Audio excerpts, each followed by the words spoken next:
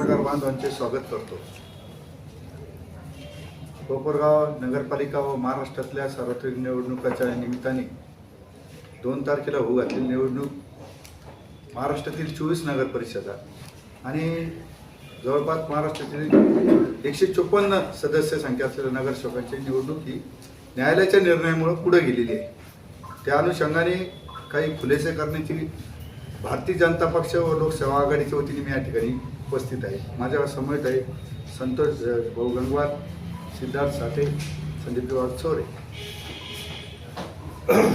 2 तारखेला कोपरगाव नगरपालिकेची सार्वत्रिक निवडणूक होणार होती आणि ती काही विरोधी उमेदवारांच्या अर्जात त्रुटी आढळल्यामुळे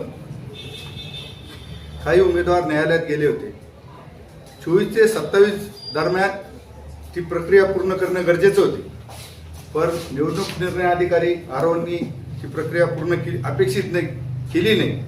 त्याच्यामुळे ती निवडणूक प्रक्रिया पुढे गेली।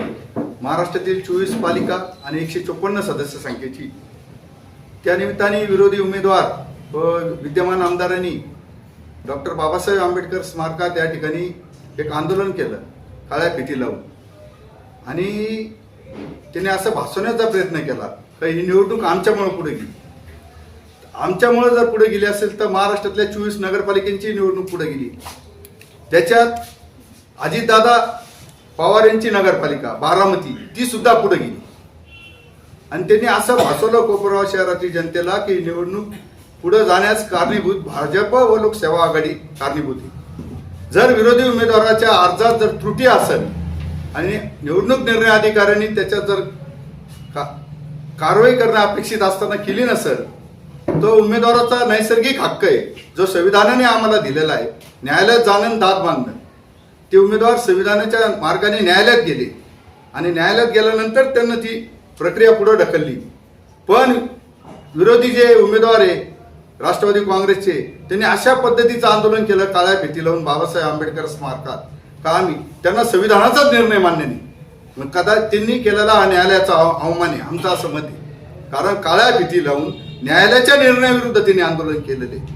संपूर्ण महाराष्ट्रातल्या 24 नगरपालिका आणि 154 सदस्य संख्या, त्यात अहिल्यानगर जिल्ह्यातले पाथर्डी, देवळाली, प्रवरा, नेवासा आणि कोपरगाव या 4 नगरपालिका बी पुढे गेलेल्या आहे। आणि असं भासवण्याचा कोपरगाव शहरातल्या नागरिकांचा गैरसमज पसरवण्याचा त्यांनी प्रयत्न केला। याचा मी सर्वप्रथम भारतीय जनता पक्ष व लोकसेवा आघाडीच्या वतीने निषेध करतो। आणि जरी निवडणूक 2 तारखेला झाली असती तर संपूर्ण महाराष्ट्रातली मतमोजणी ही 21 तारखेला होणार, 21 डिसेंबरला।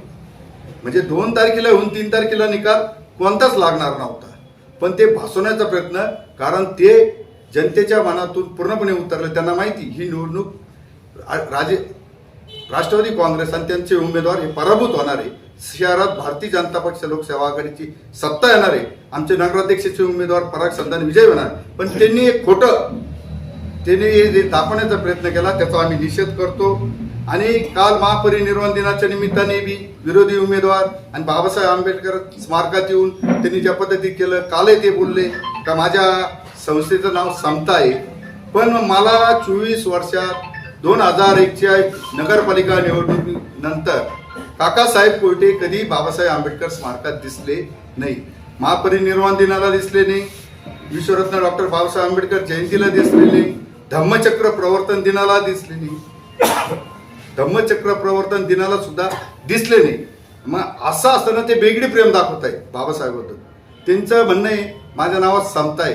मी मागच्या हप्त्यातच एका भाषणात सांगितलं होतं, तुमच्या नावात जर समता आहे तर त्यांनी जे आमदारताईच्या प्रयत्नातून भारतरत्न डॉक्टर बाबासाहेब आंबेडकर जे वाचनालय तिथं समता स्टडी सेंटर केलं, त्याला बाबासाहेबाचं नाव का नाही दिलं त्यांनी, आमचा प्रश्न आहे त्यांना जर एवढं बाबासाहेबांच्या विचारावरती चालणारे उमेदवार आहे, पण त्यांचं वेगळी प्रेम आहे, निवडणुकी आली का दिशाभूल करायची जनतेची, सातत्याने त्यांच्या अशा कृती दिसून येते।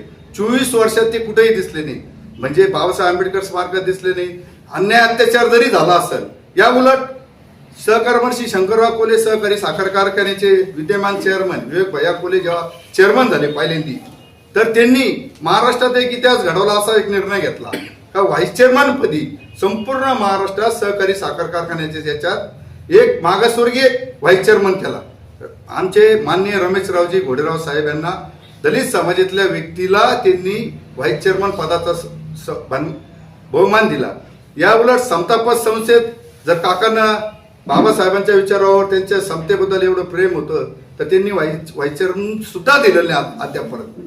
काकासाहेब कोयटेंनी त्यांचं हे वेगळे प्रेम आहे, त्यांचं नाव समता आहे पण वागण्यात पूर्णतः विषमता आहे काकासाहेब कोयटेची. म्हणजे ही दिसून येते आणि कोपरगाव शहरातली नागरिक आणि जनता पूर्णपणे ओळखून आहे. आणि मी तर सांगतो आंबेडकर प्रेमी जनता त्यांना पूर्णपणे ओळखून आहे. काल परवा माझ्याकडे आहे ना एका कार्यकर्त्यांनी 2003चे कागदपत्र पाठवले. त्यांनी तो जो बाबासाहेब आंबेडकर मार्ग आहे ना त्या मार्गाचं नाव बदलायचं असं त्यांनी केलं. यशवंतराव चव्हाण समता मार्ग असं त्यांनी करण्याचा प्रयत्न केलेला होता पण तो आणून पाडला होता आमच्या कार्यकर्त्यांनी. त्याबद्दल मी खुलासा निश्चित करणार आहे. मी ते माहितीचे अधिकारात ते कागदपत्र घेऊन काका कोयटे यांचं डॉक्टर बाबासाहेब आंबेडकर त्या दलित समाजावर तर बेगडी प्रेम आहे आणि त्यांनी ज्या आंबेडकर स्मारकात काळ्या फिती लावून तिथं जो आंदोलन केलेलं ते न्यायालयाचा अवमान आहे. मी तर असं म्हणतो. संपूर्ण महाराष्ट्रातल्या निकाल 21 तारखेला येणार आहे. नमस्कार सर्व पत्रकार बंधूंचे खूप खूप आभार. काल परवा आपले विरोधी उमेदवार माननीय काकासाहेब कोयटे यांचे चिरंजीव संदीपजी कोयटे यांनी भाषण करीत असताना ह्या कोपरगाव तालुक्याचे दैवत म्हणल मी स्वर्गीय शंकररावजी काळे साहेब असतील, स्वर्गीय शंकररावजी कोल्हे साहेब असतील यांच्याबद्दल भाषणामध्ये एक वक्तव्य केलं की ह्या लोकांवर सुद्धा केसेस आहे, यांच्यावरही केसेस होत्यात हे होत्या.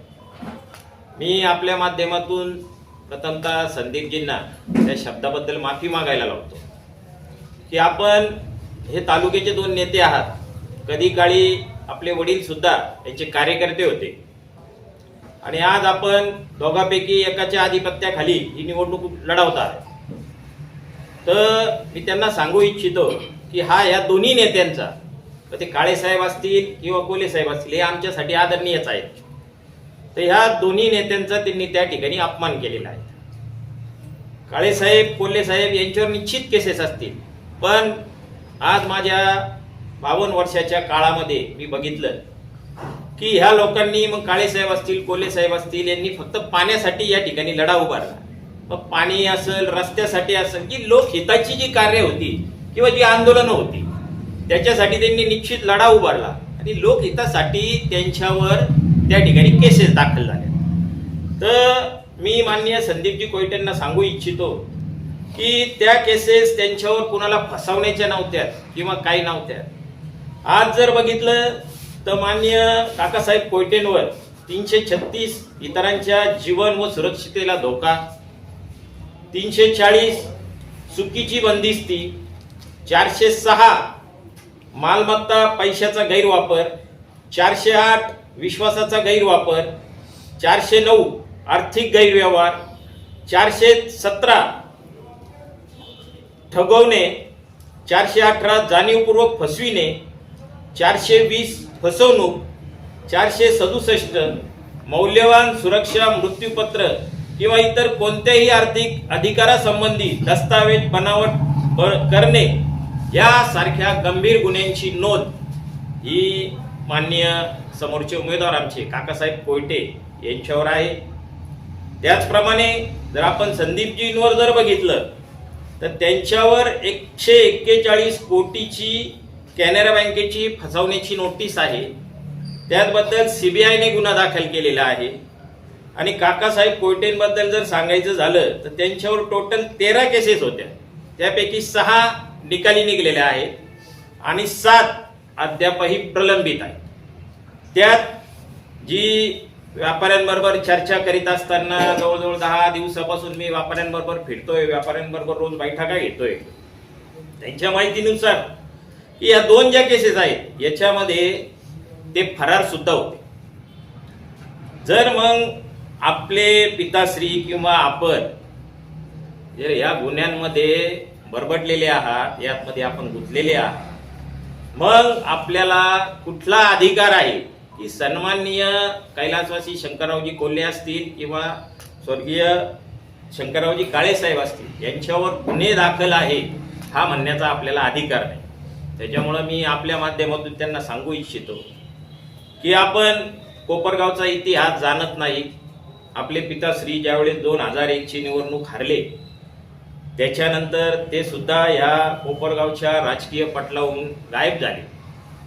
आज पुन्हा निवडणुकीची वेळ आली. 25 वर्षानंतर ह्या कोपरगावकरांची, या छोट्या मोठ्या व्यापाऱ्यांची यांची आठवण आपल्याला व्हायला लागली. विविध जाती धर्माच्या कार्यक्रमाला आपण जायला लागले. आमचे मित्र आता जितू भाऊंनी सांगितलं की 25 वर्षानंतर ते महामानव बाबासाहेब आंबेडकरांच्या दर्शनाला गेले असतील, पण तिथं जाताना सुद्धा त्यांनी काळ्या फिती लावल्या. म्हणजे ज्यांनी संविधान लिहिलं, ज्यांच्या संविधानावर सगळं आज भारत चालतोय, तिथंही तुम्ही कोर्टाचा अवमान करण्यासाठी स्वतःच्या दंडाला काळ्या फिती बांधून गेल्या. माग आमचे जैन धर्मगुरू आले.